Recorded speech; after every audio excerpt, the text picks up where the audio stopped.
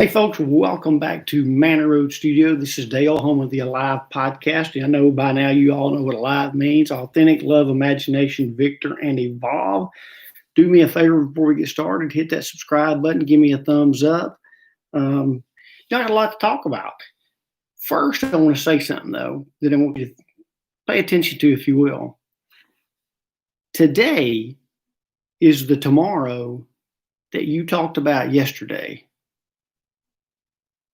Make sense? So many people put off everything till tomorrow, but today can be an amazing, amazing day if today is not tomorrow. Let that soak in a little while. And I'm hoping that if you're a procrastinator, you'll find it within you to at least give yourself the opportunity to take a step up the ladder and not stay frozen on it. So many people get caught up in paralysis by analysis. They can't get anything done. I've got a good friend that's always trying to come up with reasons why something can't be done today. And bless her, she comes up with everything under the sun. But regardless, amazing things can be accomplished today if that day is not tomorrow. Now, on my wall over here, it says, when you feel like quitting, remember why you started. So many people quit on their dreams this close to making them come true, and they let it slip away. You know, several years ago, gosh, I'm going back to the time I was 14 years old. I was living in Santa Clara, California. It was a tough time in my life, I'll be honest with you. I hung out with all the street kids and went home some, not a lot, but I met a lot of amazing kids on the street that were in some pretty tough situations themselves. They weren't bad kids. None of us were what I'd call bad kids, but we were like-minded. We had great conversations about what the future held for us, but we also opened the reality of where we were at that time. I've been a dumpster diver. I knew that to eat, you went to a dumpster behind a restaurant. And I also knew to sleep, you went to a dumpster behind a retail outlet, threw nothing but cardboard in the dumpster because it was clean. So I learned a lot of lessons as a youth.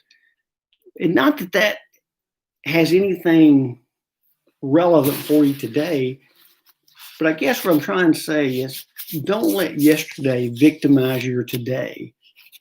I went to the doctor Monday, had a bone scan. Most of you know I've got the metastatic stage 4 cancer. And I was really concerned that the bone scan would come back with mets to my pelvic area. Well, sure enough, Tuesday, I got a call from the doctor, and they saw something in my right hip area that concerned them. So they sent me back for an x-ray yesterday. Had the x-ray done, got a call from the doctor last night, and all was clear. There was no need for further action at this time as far as radiation goes, because I didn't have bone mets. But I have to admit, there for 48 hours, everything was a bit uncertain. Not uncertain in the terms of how much time I've got left, how much sand is left in the hourglass, but how much capacity I would have to do the things I want to do. I'm always adapting my realities, always. I'm never sacrificing my dreams. I'm adapting the way I have to achieve them. So many people allow victim mentality to drag them down. And this is kind of where I want this conversation to go today. You know, I made the post, I think, day before yesterday about religious recovery. And times I felt like that church has hurt me. And I know it's hurt some people listening to this today. But by the same token, I realized that church is an amazing social network that can help people when they're down now. You know, somebody has a hurt loved one, you know, your church family may bring you food or donate money to you to keep you going. So it was never things like that that made me question the religiosity or religious recovery. What I was talking about is people that felt like they didn't fit in simply because their ideology didn't line up with the doctrine of the church. And so many times, church doctrine in their eyes becomes law. And if it's not something you can abide by, then you need to find somewhere else to go. So, with that being said, I'm kind of going around the world to get to where I had somebody send me a question yesterday and ask me what I thought about the election. Wow. Two topics that I always thought would be pretty safe to avoid would be religion and politics, and damn if we're not got both of them going on today. My thoughts on the election. Okay. Let's take conspiracy theory aside for just a minute. This is anecdotally, I do not know this to be fact, but it was probably one of the most secure elections this country's ever had. I think so many eyes were upon it. Was there fraud? Probably so. I wouldn't say that a lot of it was intentional. Some very well may have been. Was there enough fraud or inaccuracies to overturn the election? I don't know. I know that several of the states that went back and did recounts, the recounts went more toward Biden than it did Trump. Now, I don't have a thought either way. I mean, I did my vote, and then I will settle down and support whoever is president of the United States of America. I think it's the patriotic and it's the democratic thing to do. Now, going on to what's happening around us right now with, Trump not willing to concede the election, and it's his right, 100% his right, and he has basically until December 14th when the electors meet and announce their candidate or their president-elect for the state of which they are in. A lot of people think that the electors, even though in some states where Biden won the popular vote, that the electors will still flip to Trump. I have no idea. It could happen. I think if that scenario were to come true, that it would take some soul searching for the country to figure out how to pull together the divide. But I'll say this, whatever happens December 14th, December 15th, I'm going to support the president-elect. I'm not going to allow myself to get caught up in somebody else's conspiracy theories. I'm not going to allow it to dictate my life, my decisions. Regardless what happens, I'm going to get up the next day and go about my life in the most positive frame of mind that I possibly can. And I encourage you to do the same. If you're one of those people that gets so caught up politically that you go to the point of allowing it to divide you from friends and family, then I would hope that by listening to this podcast, you'll rethink your position. One of the greatest democracies we have in America is the ability to vote. And everybody has a right to vote for whoever the heck they want to vote for. We don't have to agree with who somebody else votes for, but it certainly doesn't have to divide us either.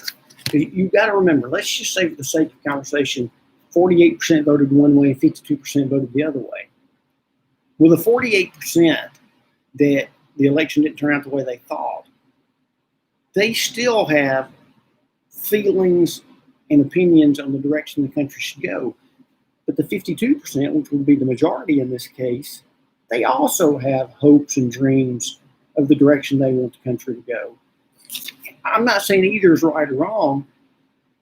I'm saying don't let it dictate your hopes and dreams for the future. There's a lot of division right now, and I want to make sure that we're part of the solution, not the problem. So if you're watching this podcast, I always talk about the table of love, and we should invite more people to the table to have a discussion.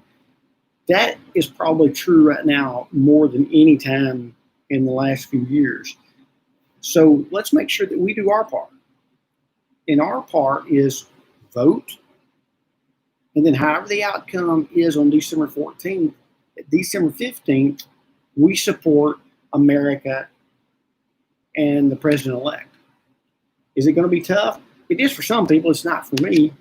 But yeah, but a lot of things tough. Hearing you got cancer is tough. Hearing you just lost a loved one in an accident, that's tough. Life is full of bumps and bruises, scrapes, and all that.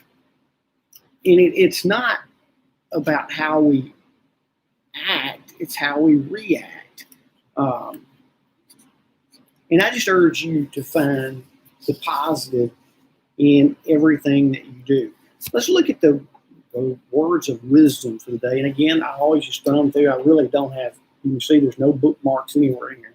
So let's just see. I'll go to this one and go to the left side of the page. The dream is not the destination, but the journey. Let's do another one.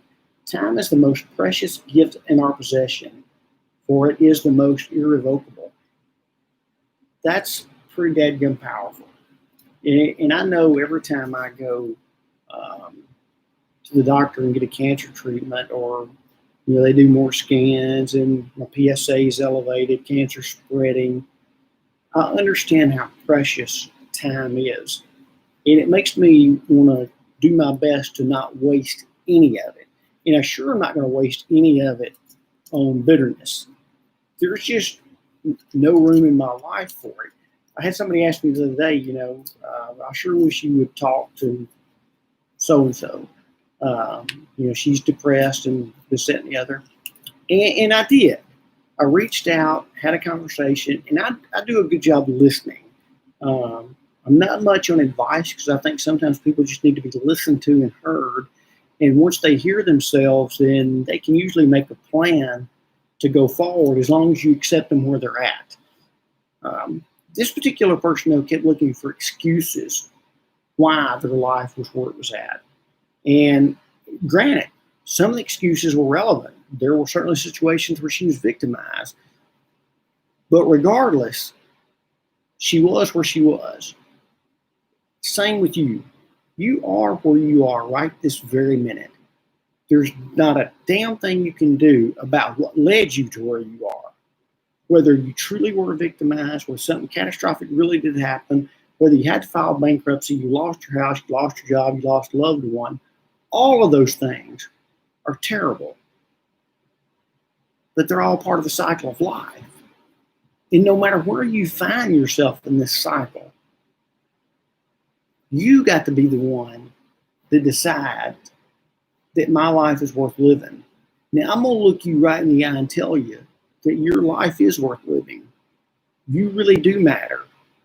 And you really are good enough.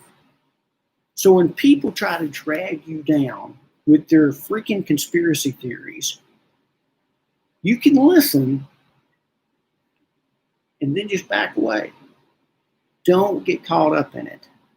You have got hopes and dreams that you still have to live. And hopelessness is probably one of the most dangerous and deadly things that can come into our life. They always say one of the last things to go in someone's life is hope. And hopelessness is pretty rough. So I'm going to ask you today to dig deep and find hope, find the intestinal fortitude it takes to keep going. Not only do you deserve it, but the people close to you deserve it. And sometimes you may have to change the circle you're in. You may have to get a new circle. And if that's the case, that's okay too. All right. Enough about today. I look forward to being back tomorrow. I really do want you to hit that subscribe button. Give me a thumbs up. Give me a comment. Find me on Facebook, Dale Childress. I got an email, dalechildress@icloud.com. You can message me on Messenger. Multiple ways to find me. In the meantime, let's remember what alive really is. And I'm challenging you to live alive. Live up authentically with love. Expand your imagination. Look for victory. And know that if you do it all, you're going to evolve into the greatest version of yourself possible.